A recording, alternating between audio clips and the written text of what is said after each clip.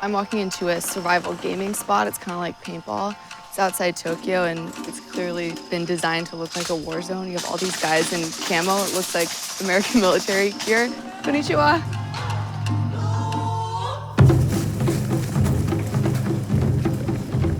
For the last 70 years, this is about as close as any Japanese citizen has come to being in combat. But if you ask the locals here, that might be about to change. 日本が他国から侵略を受けて一般市民からも応募しますよということになれば私は行きますってことですね。You're mentioning the idea that Japan could be invaded. Who would invade the country? 言うまでもなくですよね。個人的な意見ですけど、やっぱり中国がちょっと危なっかしいなっていうのは。The threat from China is so obvious to these guys because the two countries have a very long, bloody history. The last time they came to blows was when Japan invaded China in the run-up to World War II. After Japan was defeated by the Allies, they were found guilty of war crimes that included the killing of millions of Chinese. The US forced them to adopt a constitution which renounces war and banned them from having any offensive military capabilities. Since then, pacifism has become a part of post-war Japanese culture, with the military confined to self-defense only. But now, that might be changing.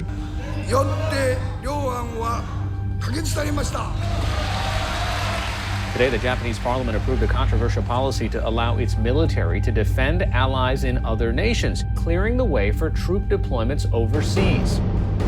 This parliamentary resolution marked a shift towards militarization that's being pushed by Japan's Prime Minister, Shinzo Abe. 今後も積極的な平和外交を推進し、そして万が一への備え、万全を期していきたいと思います。Abe and his supporters argue that today, Japan needs stronger armed forces to defend themselves from their powerful neighbors and other global security threats. Hundreds of thousands of Japanese have protested Abe's reform efforts, which they say violate Japan's constitutional commitment to pacifism. There are a few thousand people in this protest, and they're all chanting for Prime Minister Abe to resign.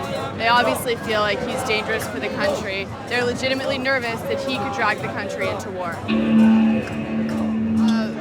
Why do you think this bill is dangerous for the country? まず自衛隊がね、戦争に具体的に行くようになることは間違いないから。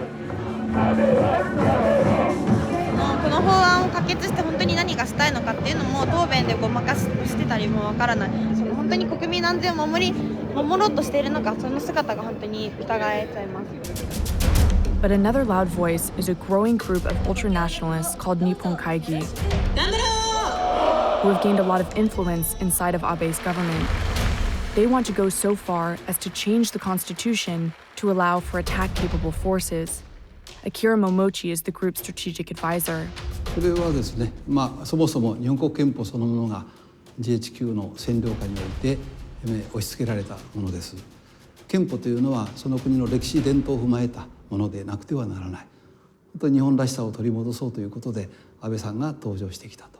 Many people see this, though, as the first step in preparing Japan to go to war. それは単なるプロパガンダであってですね、戦争するためではないんです。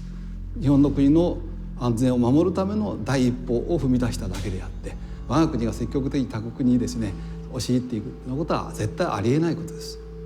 心配ご無用です。But the line between defense and offense is starting to blur. Japan's 2017 military budget is its biggest ever, and the self-defense forces have demonstrated that they're expanding their capabilities on land, in the air, and at sea.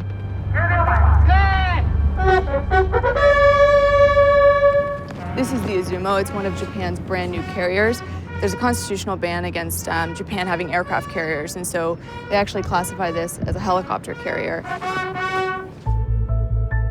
The Izumo looks so much like a conventional aircraft carrier that other countries have complained that it's a violation of Japan's pacifist commitments.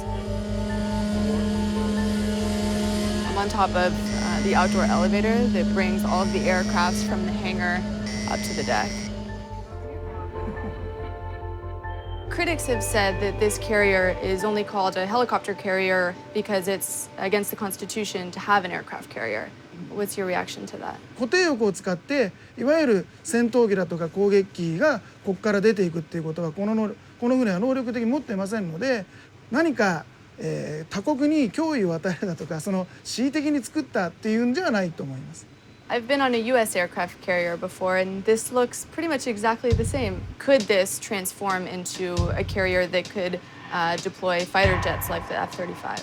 お金をかけてでそれなりの工事期間を置いて改造すれば、それも、まず国民の理解を得て政府が承認をして、工事をすればできなくはないと思いますが、決してこの船は攻撃空母ではなくて護衛艦として作られて。 Not only did the Izumo's commander concede that the ship could be converted into an attack vessel, but it was also recently deployed alongside an American battleship in nearby waters as a clear show of strength. These growing naval capabilities are exactly what Japan wants to project towards China, especially when it comes to their intensifying standoff over a small group of uninhabited islands. Nationalists from both countries frequently make their way out to the islands to plant their country's flag. One regular visitor is Satoru Mizushima, an influential conservative talk show host.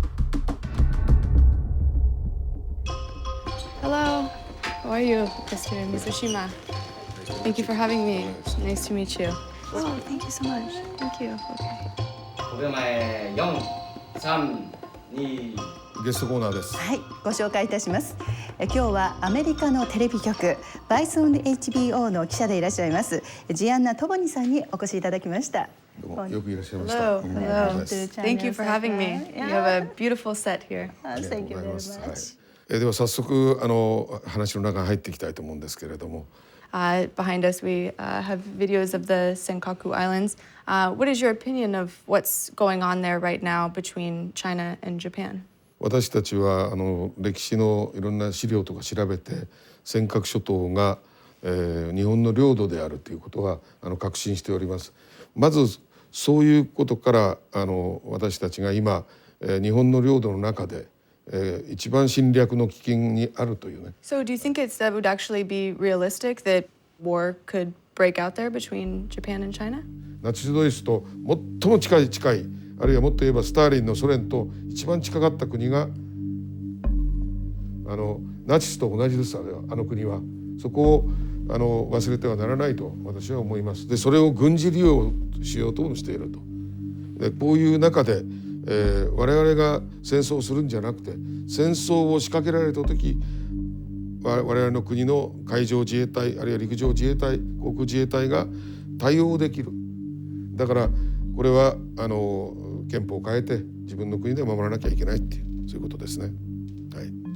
This suspicion of an aggressive China appears to be growing as Japanese nationalists have also taken to the streets to demand a much stronger stance toward China.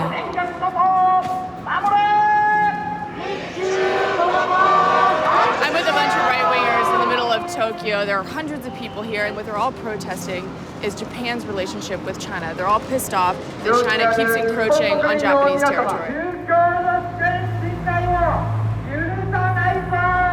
この領土を中国は今虎視眈々とこれを取ろうとして侵略しようと。だから私たちは尖閣諸島を We chartered a boat to the Senkakus to see the disputed territories ourselves. The Japanese Coast Guard intercepted our boat and jumped on board.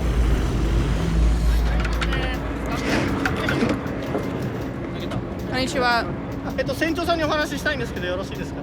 So sure. Oh, first, can I just ask you, why did you stop us? すみません。今、船長さんと I want to talk to the captain. I understand. Yeah, I'm just trying to understand it because I don't think we're breaking any laws. 船長さんご存知だと思いますけど、今日は漁業見習いと認定されていない漁業者じゃない方を乗せていらっしゃいますので、この船は私たちの方で石垣港の方に戻したいと思いますので。The Coast Guard cited an 80-year-old fishing regulation as grounds to turn us away. But based on their past actions, they're concerned that an incident in these waters could spark an actual conflict. So much so that these same Coast Guard vessels will physically block civilian boats from reaching the islands. And the hostility on the water is escalating. China has been claiming, constructing, and militarizing islands in the nearby South China Sea, dangerously amping up tensions with the US and its allies in Asia. But if local hostilities did boil over into conflict, it would have major global consequences, because the original post-war agreements also stipulated that in return for Japan's pacifism, the US is legally bound to defend them. We are committed to the security of Japan and all areas under its administrative control. Retired Admiral Yoji Koda was once the commander-in-chief of Japan's self-defense fleet. He made it clear that if Japan goes to war, the US is going with them. One of the fundamental reasons why Japan maintains the US-Japan alliance, if anything, the aggression happens toward Japan, self-defense force role is to repel the invaders. No more than that. We can strike their homeland. Japan fully depends on the strategic deterrence and strike capability on the United States. If China really goes for the military action, the cost they are going to pay is very bloody. They know that. And Japan has the hardware and the personnel to exact that cost. Armed Japanese fighters regularly patrol contested airspace, including over the Senkakus, and they launch whenever they see Chinese planes doing the same, scrambling their jets more than 1,100 times last year alone. It's a tense waiting game between the world's 3 largest economies, and it could erupt into hostilities at any time. The closer they come, the more sensitive we become, and we send our fighters to say, hello, we will not fire. We will not fire. We can't, unless they fire first.